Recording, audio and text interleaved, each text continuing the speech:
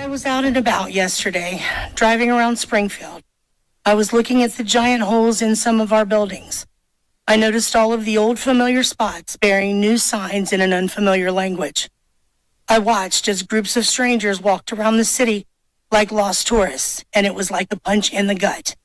A terrible sadness came over me, and I began to cry.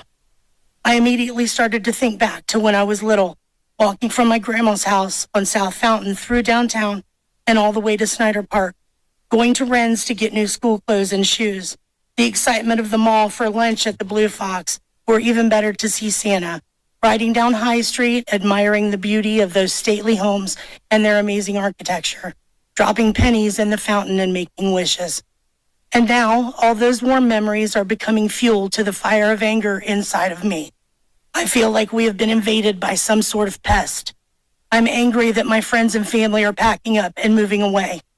I'm angry that foreigners are using up the resources that were set up for the Americans that reside here. I'm angry that another country's flag was being flown in our city. I'm angry when I see our businesses and recreational areas littered with garbage left by people that do not know or understand our laws and culture and are making no attempt to learn about them. And let me be clear, this is not about race.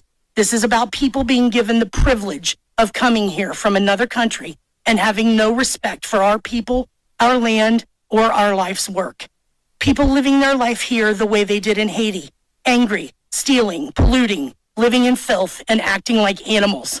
These are not civilized people. Opening containers in our grocery stores, helping themselves to what's inside and throwing the rest onto the shelves and floors.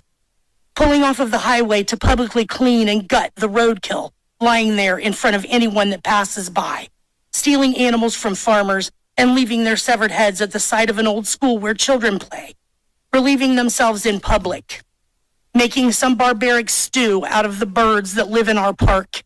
This is insanity, and it has to stop. What will become of Springfield? Where will we be in 5 years? The thought terrifies me. Will it be some sort of dystopian wasteland with most of our original residents having moved away and those that cannot afford to move being locked inside their homes, living in fear? This thought is keeping me awake at night. I just want the old Springfield back. I know it was far from perfect, but at least it was still ours.